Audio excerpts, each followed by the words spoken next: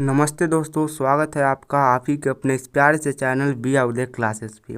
और दोस्तों, आज से हम लोग इस चैनल पे एक नए सीरीज का स्टार्ट कर रहे हैं। सीरीज का नाम है वन शॉट। वन शॉट के अंदर हम लोग क्या करेंगे, तो ये जो सीरीज वन शॉट है, इस सीरीज के अंदर हम लोग किसी भी चैप्टर को एक ही वीडियो में समाप्त कर देंगे, चाहे वो किसी भी सब्जेक्ट का हो। ठीक है, तो ये जो आप लोग को मिलेगा, हर सप्ताह में इसका एक वीडियो देखने को मिलेगा। ठीक है, मतलब 7 दिन पर आप लोग को एक वीडियो देखने को मिलेगा। और ये जो वीडियो आता है, अगर आप लोग इस वीडियो को शुरू से लास्ट तक बिल्कुल अच्छे तरीके से देख लेते हो, तो आपका बिल्कुल भी कुछ भी टॉपिक नहीं छूटेगा और अच्छे से आपकी तैयारी हो जाएगी। तो ये वन शॉट सीरीज को आप लोग जरूर देखिएगा। और आज के इस वन शॉट सीरीज में हम लोग मैथ के चैप्टर 1 को करेंगे, जिसका नाम है वास्तविक संख्या। तो बस आप लोग से एक ही निवेदन है कि वीडियो को शुरू से लेकर लास्ट तक देखिए, उसके बाद बहुत ही ध्यानपूर्वक से देखिए। और समझ में ना आए तो आप लोग कमेंट में बता सकते हो कि यह समझ में नहीं आया। ठीक है, मैंने कितने भी ध्यान से देखा, समझ में नहीं आया। लेकिन ऐसा होगा ही नहीं कि आपको समझ में नहीं आएगा, ज़रूर समझ में आएगा। तो चलिए फिलहाल के लिए आज के इस वीडियो को शुरू करते हैं। ठीक है, आज के इस वीडियो में हम लोग क्या कर रहे हैं, तो क्लास 10th मैथ के चैप्टर 1 को कर रहे हैं। अब देखिए फ्रेंड्स, ये जो चैप्टर है वास्तविक संख्या करके, इस चैप्टर के अंदर हमें ज़्यादा कुछ पढ़ना नहीं है। इस चैप्टर के अंदर हमें संख्याओं के बारे में ही मेनली पढ़ना है। तो चलिए पढ़ते हैं संख्याओं के बारे में।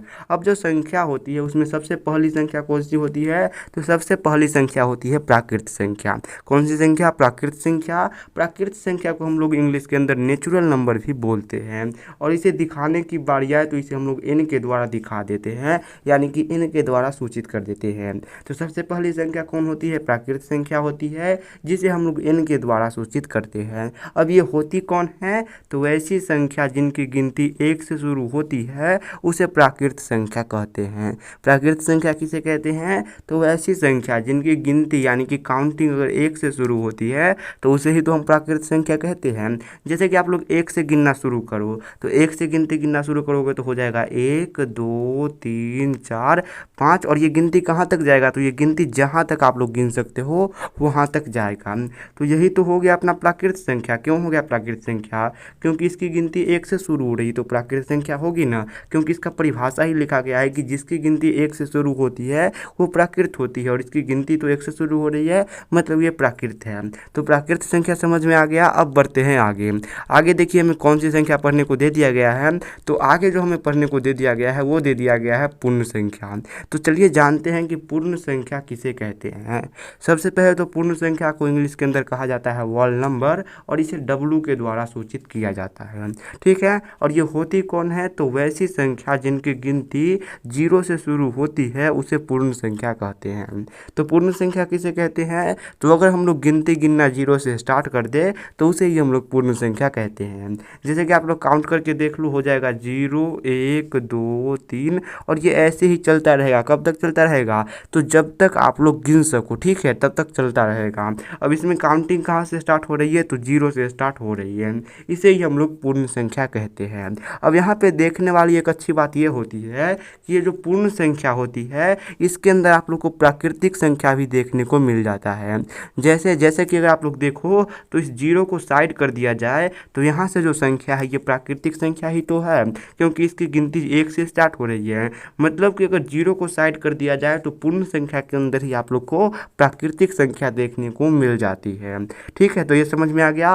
और दूसरी चीज़ ये हो सकती है कि ये जो प्राकृतिक संख्या होती है 1 2 3 4, इसमें अगर हम लोग 0 को जोड़ दे, यानी कि 0 को ऐड कर दे, तो यही पूर्ण संख्या हो जाएगी। तो आप लोग को याद बस ये रखना है कि प्राकृतिक संख्या में जब 0 जुड़ जाती है तो वही पूर्ण संख्या हो जाती है। पूर्ण संख्या का ये फैक्ट आप लोग को पता चल गया। अब बढ़ते हैं इसको थोड़ा सा रफ करके आगे, और देखते हैं कि हमें आगे कौन सी संख्या के बारे में पढ़ना है। ठीक है, तो आगे जो हमें दे दिया गया है पढ़ने के लिए, वो ये दे दिया गया है कि पूर्णांक संख्या किसे कहते हैं। तो चलिए जानते हैं कि पूर्णांक संख्या किसे कहते हैं। सबसे पहले तो इसको z के द्वारा निरूपित किया जाता है, यानी कि z के द्वारा सूचित किया जाता है। और ये होती कौन है, तो वैसी संख्या जिनकी गिनती 0 से शुरू होकर धनात्मक यानी कि प्लस में, ऋणात्मक यानी कि माइनस में अनंत तक जाती है, उसे हम लोग पूर्णांक संख्या कहते हैं। तो ये तो समझ में आया नहीं परिभाषा से, थोड़ा सा समझा दीजिए एक्सप्लेन करके। तो बिल्कुल आपको समझाएंगे, लेकिन उसके लिए थोड़ी सी जगह की आवश्यकता है, तो इसको हम लोग मिटा देते हैं ताकि हम लोग इसे अच्छे से समझ सकें। तो देखिए इसमें बोला क्या है कि इसकी भी गिनती 0 से ही शुरू होती है।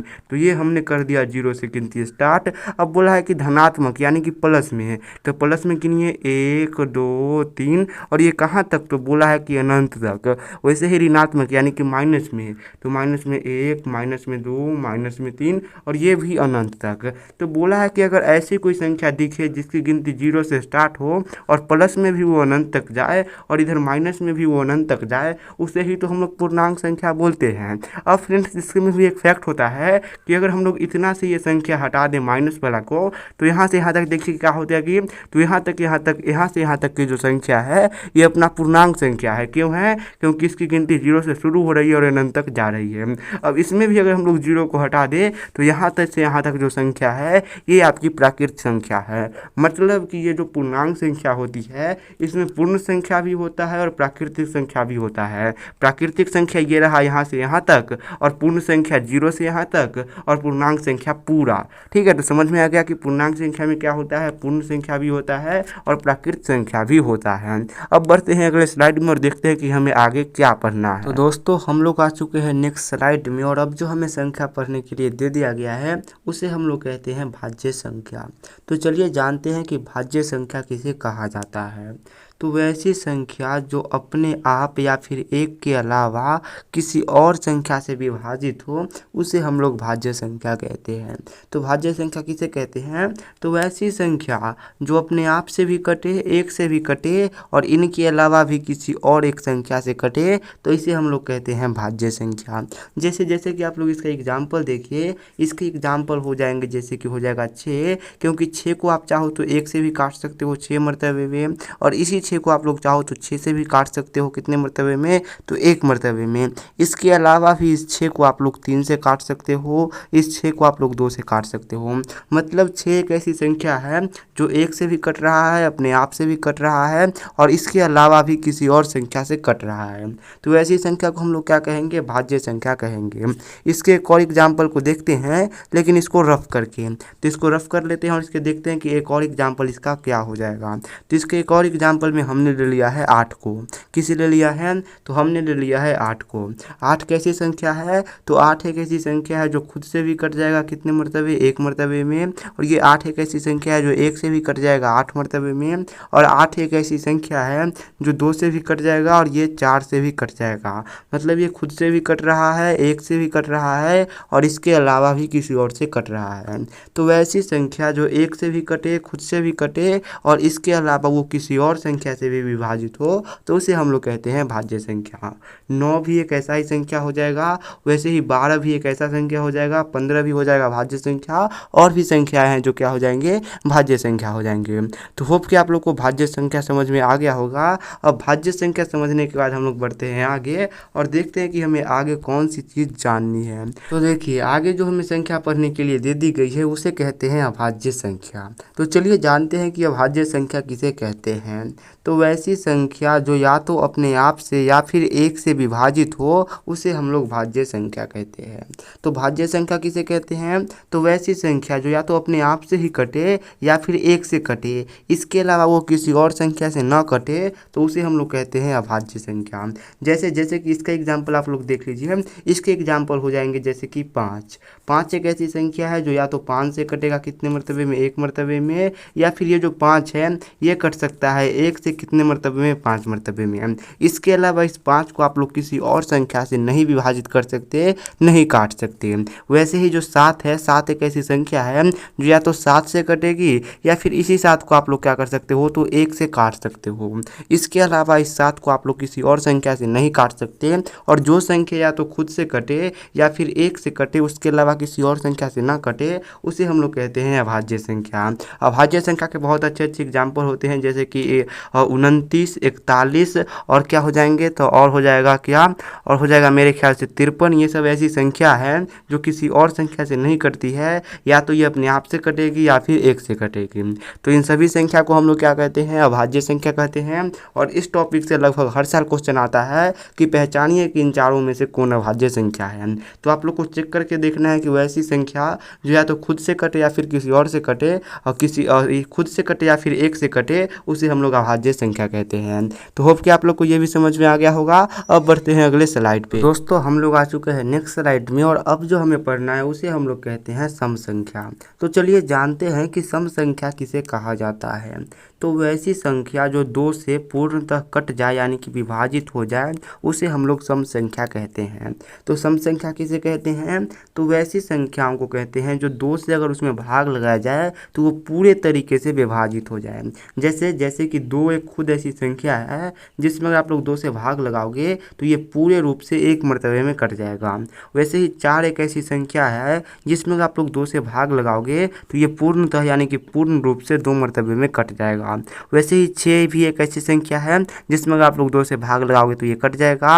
8 भी एक ऐसा ही संख्या है, 10 भी हो जाएगा, 12 भी हो जाएगा, और ऐसे ही हो जाएगा 14, 16, और ऐसे करते करते आप लोग जितना 2 बढ़ाओगे वो सभी संख्या 2 से पूरा रूप से कट जाएगा। और इन सभी संख्याओं को हम लोग क्या कहते हैं, तो इन सभी संख्याओं को सम संख्या कहा जाता है। तो सम संख्या समझ में आ गया कि कैसी संख्या, तो वैसी संख्या जो 2 से पूर्ण रूप से कट जाए उसे हम लोग सम संख्या कहते हैं। या फिर इजी वे में आप ऐसे याद रख सकते हो कि 2 के पहाड़े में आने वाली संख्या को हम लोग क्या कहते हैं, सम संख्या कहते हैं। जैसे कि आप लोग यहाँ पे देख लो कि 4 भी 2 के पहाड़े में आता है, 6 भी 2 के पहाड़े में भी आता है, 8 भी आता है, 10 भी आता है 2 के पहाड़े में, 12 भी आता है, 14 भी आता है, 18 भी आता है। वैसे ये हो जाएगा 20 भी आता है, 22 भी आता है, 24 भी आता है। मतलब जो संख्या 2 के पहाड़े में आता है उसे हम लोग सम संख्या कहते हैं। तो सम संख्या आप लोग को समझ में आ गया कि किसे कहते हैं, वैसी संख्या जो 2 से पूरे तरीके से कट जाए उसे हम लोग सम संख्या कहते हैं। ये बहुत ही आसान होता है, ठीक है। उसके बाद देख लीजिए कि नेक्स्ट संख्या क्या है, तो नेक्स्ट है विषम। सम का उल्टा होता है विषम, आप लोग याद रखना। तो विषम संख्या कैसी होती है, सम का उल्टा होता है। और ये होती कौन है, तो वैसी संख्या जो 2 से पूर्णतः विभाजित नहीं होती है उसे हम लोग विषम संख्या कहते हैं। तो सम संख्या कौन थी, जो पूर्ण रूप से कट जाए। लेकिन यहाँ पे जो विषम संख्या होती है ये 2 से पूरे रूप से नहीं कटती है। जैसे कि इसके एग्जाम्पल की बात करें तो इसके एग्जाम्पल में हो जाएगा 5। 5 कैसी संख्या है, तो 5 एक ऐसी संख्या है जो 2 से कभी भी पूरा नहीं कटेगा। वैसे ही जो 7 एक ऐसी संख्या है जो 2 से पूरा नहीं कटेगा। 3 भी एक ऐसी संख्या है जो 2 से पूरा नहीं कटेगा। तो इन सभी संख्याओं को तो हम लोग क्या कहते हैं, विषम संख्या।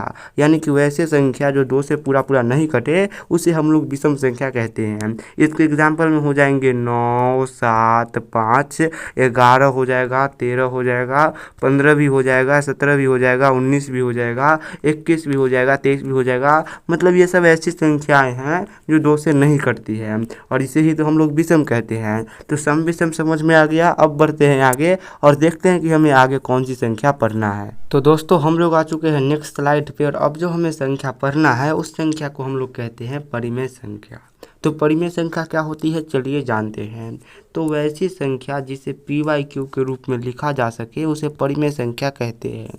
तो परिमेय संख्या किसे कहते हैं, तो उन सभी संख्याओं को कहते हैं जिसे p/q के रूप में लिखा जा सके। जैसे कि अगर इसका एग्जाम्पल की बात करें तो इसका एग्जाम्पल हो जाएगा 3/2, क्योंकि यहाँ पे आप लोग देख सकते हो कि जो 3 है ये p के बराबर है और ये बटा हो जाएगा, और ये 2q क्या है, तो ये q के बराबर है। तो ये p/q के रूप के है, इसलिए क्या हो जाएगा, ये परिमेय संख्या हो जाएगा। वैसे ही 4/5 हो जाएगा, ठीक है। या फिर कुछ भी आप लोग लिख लो जो बटा के अंदर आ सके, 13/8 हो जाएगा। मतलब कुछ भी ऐसी संख्या जो बटा के रूप में हो यानी कि p/q के रूप में हो उसे हम लोग परिमेय संख्या कहते हैं। तो परिमेय संख्या समझ में आ गया। अब आप लोग को एक बात पता होनी चाहिए कि कोई भी नॉर्मल संख्या जैसे कि 5 ले लो, 6 ले लो या फिर 7 ले लो, ये भी परिमेय संख्या है। क्योंकि हम जानते हैं कि नॉर्मल संख्या के नीचे में 1 छुपा हुआ होता है, और जब इसके नीचे से अगर हम लोग 1 को निकाल दे तो ये भी P बटा Q के रूप में हो जाता है, ये भी P बटा Q के रूप में हो जाता है, तो इसे हम लोग कह सकते हैं कि हाँ ये परिमेय संख्या है। तो आप लोग ध्यान रखिएगा कि अगर कोई नॉर्मल लिख करके बोले कि क्या 3 एक परिमेय संख्या है, तो हम लोग कहेंगे कि यस 3 एक परिमेय संख्या है, क्योंकि इसके नीचे में एक छुपा हुआ होता है। ठीक है, वैसे ही कोई भी संख्या दे दे, जैसे कि बोल दे कि 15 एक परिमेय संख्या है, तो हम कहेंगे बिल्कुल है, क्योंकि इसके नीचे में क्या हो जाएगा, एक हो जाएगा। तो आप लोग को यह ध्यान रखना है कि किसी भी संख्या के नीचे में एक छुपा हुआ होता है, और जब एक निकल जाए तो वो P बटा Q के रूप के हो जाता है, और जब P बटा Q के रूप के हो ही जाएगा तो हम लोग उसे परिमेय संख्या आसानी से कह सकते हैं। तो अब बढ़ते हैं आगे और देखते हैं कि हमें कौन सा चीज़ आगे पढ़ना है। तो इसके लिए थोड़ा सा हमको इसको क्या करना होगा, साफ करना। तो अब हमें पढ़ना है अपरिमेय संख्याओं के बारे में। तो अपरिमेय संख्या किसे कहते हैं? तो वैसी संख्या जिसे P बाई Q के रूप में नहीं लिखा जा सके उसे अपरिमेय संख्या कहते हैं। अपरिमेय संख्या किसे कहते हैं? तो वैसी संख्या जिसे हम लोग P बाई Q के रूप में नहीं लिख सकते उसे हम लोग अपरिमेय संख्या कहते हैं। ये क्या होता है? तो ये परिमेय संख्या का बिल्कुल ही उल्टा होता है। अगर बात करें इसके एग्जाम्पल की, तो इसके एग्जाम्पल के अंदर आ जाएगा √2, √5 और √3। ठीक है, ये सब क्या है? तो ये सब अपरिमेय संख्या है, क्योंकि इसे हम लोग P बाई Q के रूप में नहीं लिख सकते। और अगर आपको इसका प्रूफ देखना है तो वो भी आप लोग को बहुत जल्द ही एक्सरसाइज जब लगाएंगे तो आप लोग को देखने को मिल जाएगा। तो आप लोग को बस याद रखना कि वैसी संख्या जिसे हम लोग क्या कर सके, P बाई Q के रूप में नहीं लिख सके, वो क्या होती है? तो अपरिमेय संख्या होती है। और आप लोग को साथ ही याद रखना है कि जो पाई होता है ये क्या होता है? तो ये एक प्रकार का अपरिमेय संख्या होता है। तो ये क्वेश्चन बहुत बार पूछा गया है कि पाई कैसा होता है, तो हम लोग कहेंगे कि पाई एक प्रकार का अपरिमेय संख्या होता है। साथ ही आप लोग को पता होना चाहिए कि रूट के अंदर n हमेशा क्या होता है? तो ये हमेशा न तो अपरिमेय होता है और न ही परिमेय होता है, क्योंकि हम जानते हैं कि n का मतलब क्या होता है? तो n का मतलब होता है नेचुरल नंबर, यानी कि प्राकृतिक संख्या। और रूट का मतलब तो रूट ही होता है। तो नेचुरल नंबर का मतलब क्या होता है कि 1 भी हो सकता है, 2 भी हो सकता है, 3 भी हो सकता है, 4 भी हो सकता है, 5 भी हो सकता है, मतलब कोई भी संख्या हो सकता है, बस उसकी गिनती 1 से शुरू हुई हो। तो हम लोग यहाँ पे अगर 1 को रखें रूट के अंदर नेचुरल नंबर की जगह पे, यानी कि n के जगह पे, तो ये क्या हो जाएगा? ये हो जाएगा 1 गुने 1, और यहाँ पे 1 बाहर निकल जाएगा। ठीक है, वैसे ही अगर हम लोग चाहे कि रूट के अंदर 2 को रखें, तो ये रूट के अंदर जो 2 है ये रूट के अंदर ही फंसा हुआ रह जाएगा, क्योंकि हम लोग क्या कर सकते हैं? √2 को बाहर नहीं निकाल सकते रूट से। वैसे ही जो रूट के अंदर अगर हम लोग 3 को रखेंगे तो ये क्या हो जाएगा? अपरिमेय संख्या हो जाएगा, क्योंकि ये रूट से बाहर नहीं निकल सकता। और ये भी आप लोग को याद रखना है कि जो संख्या रूट से बाहर नहीं निकल सकता उसे हम लोग अपरिमेय संख्या कहते हैं। लेकिन अगर रूट के अंदर हम लोग 4 को रखें तो इस 4 के बदले रूट से बाहर 2 निकल जाएगा, और ये हो जाएगा परिमेय संख्या। क्योंकि अगर रूट से बाहर 2 निकल गया तो इसके बट्टे में हम लोग 1 भी लिख सकते हैं, और ये क्या हो जाएगा? परिमेय संख्या हो जाएगा। तो आप लोग को याद रखना है कि जो संख्या रूट से बाहर निकल जाए वो होती है परिमेय संख्या, और जो संख्या रूट के अंदर फंसी रह जाए वो होती है अपरिमेय संख्या। और अगर रूट के अंदर नेचुरल नंबर को रखेंगे तो ये नेचुरल नंबर कभी तो अपरिमेय होगा, लेकिन कभी परिमेय होगा। ठीक है, तो अब बढ़ते हैं थोड़ा सा आगे और देखते हैं कि आगे हमें क्या पढ़ना है। तो दोस्तों, अब जो हमें पढ़ने के लिए संख्या दे दी गई है उस संख्या को कहते हैं वास्तविक संख्या। तो वास्तविक संख्या क्या होता है वो हम लोग अभी जानेंगे। तो देखिए, वास्तविक संख्या वैसी संख्या को कहते हैं जिसमें प्राकृत संख्या यानी कि नेचुरल नंबर, वॉल नंबर यानी कि पूर्ण संख्या, साथ ही जो अपना पूर्णांक संख्या होता है ये, उसके साथ ही जो सम संख्या होता है ये, और विषम संख्या, और फिर क्या, तो और हमने क्या पढ़ा था? तो हमने पढ़ा था भाज्य संख्या, उसके बाद जो अभाज्य संख्या होती है ये सब इसी के अंदर आ जाती है। मतलब कि वास्तविक संख्या एक ऐसी संख्या है जिसमें प्राकृत संख्या, पूर्ण संख्या, पूर्णांक संख्या, सम संख्या, विषम संख्या, भाज्य संख्या, अभाज्य संख्या, परिमेय संख्या और अपरिमेय संख्या, ये सब इसी के अंतर्गत आता है। मतलब कि एक झोला बनाया जाए जिसमें हम लोग नेचुरल नंबर, वॉल नंबर, और फिर क्या बोलते हैं पूर्णांक संख्या, सम संख्या, विषम संख्या, ठीक है, अभाज्य संख्या, भाज्य संख्या, परिमेय और अपरिमेय, सभी संख्याओं को एक झोला के अंदर रख दे और फिर उस झोले का नाम रखने की बारी आए तो हम लोग कहेंगे कि वो क्या है? तो वो वास्तविक संख्या है। तो वास्तविक संख्या समझ में आ गया कि वैसी संख्या जिसमें प्राकृतिक, पूर्ण, अपूर्ण, अपरिमेय, परिमेय सब आप लोग को मिल जाएगा, उसे हम लोग कहते हैं वास्तविक संख्या। इंग्लिश के अंदर इसे कहा जाता है रियल नंबर, और इसे आर के द्वारा दिखाया जाता है। तो अगर कोई कहे कि रियल नंबर क्या होता है तो हम कहेंगे कि वैसी संख्या जिसके अंदर सब कुछ आ जाए उसे हम लोग कहते हैं रियल नंबर। तो ये समझ में आ गया। अब बढ़ते हैं आगे और देखते हैं कि आगे हमें क्या पढ़ना है। तो दोस्तों, आगे हमें पढ़ना है यूक्लिड विभाजन प्रमेयिका के बारे में। इसको बहुत जगह पे बोला जाता है यूक्लिड विभाजन एल्गोरिथम। तो ये जो भी होता है इसका सूत्र होता है A = VQ + R। तो इसका सूत्र क्या होता है, A is equal to V Q R होता है, जहाँ पे जो आर होता है ये हमेशा बी से छोटा होता है। तो देखिए ये कुछ नहीं है, एक प्रकार का एक मेथड है। इस मेथड से आप लोग क्या कर सकते हो, तो इस मेथड से आप लोग दो धनात्मक पूर्णांकों के मौसा यानी कि एचसीएफ को ज्ञात कर सकते हो। तो क्वेश्चन पूछा जाता है कि क्या हम लोग यूक्लिड विभाजन प्रेमिका से किसे ज्ञात कर सकते हैं, तो आप लोग कहिएगा कि हम लोग मौसा ज्ञात कर सकते हैं। और मौसा कैसे ज्ञात होता है, तो अभी के लिए बस आप लोग इतना जान लो कि A is equal to V Q R क्या होता है, यूक्लिड विभाजन प्रेमिका होता है। जब हम लोग एक्सरसाइज लगाएंगे तो आप लोग को पता चल जाएगा कि मौसा कैसे ज्ञात किया जाता है। और ध्यान रखिए कि जो आर होता है ये हमेशा बी से छोटा होता है। ठीक है, तो अभी बढ़ते हैं आगे और देखते हैं कि हमें आगे क्या पढ़ना है। तो अब हमें लास्टली ये पढ़ना है कुछ इंपॉर्टेंट पॉइंट के बारे में। तो जो पहला पॉइंट है वो ये है कि दो लगातार संख्याओं का मौसा यानी कि एचसीएफ हमेशा एक होता है। तो ये क्वेश्चन भी बहुत बार पूछा गया है कि दो लगातार संख्याओं का मौसा कितना होता है। उसका सेकेंड ये है कि दो लगातार सम संख्याओं का मौसा 2 होता है। तो याद रखिए कि अगर दो लगातार सम संख्या का मौसा पूछे तो हम कहेंगे कि 2 होता है, और दो लगातार संख्याओं का मौसा पूछे तो हम कहेंगे कि 1 होता है। उसका तीसरा पॉइंट ये है कि दो अभाज्य संख्याओं का मौसा 1 होता है। तो अगर दो अभाज्य संख्याओं के पूछे, चाहे वो संख्या लगातार हो या फिर लगातार ना हो, लेकिन उनका अगर मौसा पूछे तो वो हमेशा 1 होता है। उसके बाद दो अभाज्य संख्याओं का लसाअ उनके गुणनफल के बराबर होता है। तो अगर दो अभाज्य संख्या दे दिया जाए और उनका लसाअ हमसे पूछा जाए तो उनका जो गुणनफल होगा ये उसी के बराबर होगा। मतलब कि दो अभाज्य संख्याओं को गुना करके जो भी आएगा वो उसके लसाअ के बराबर होगा। उसके बाद एक अपरिमेय और एक परिमेय संख्याओं का गुणनफल हमेशा एक अपरिमेय संख्या होता है।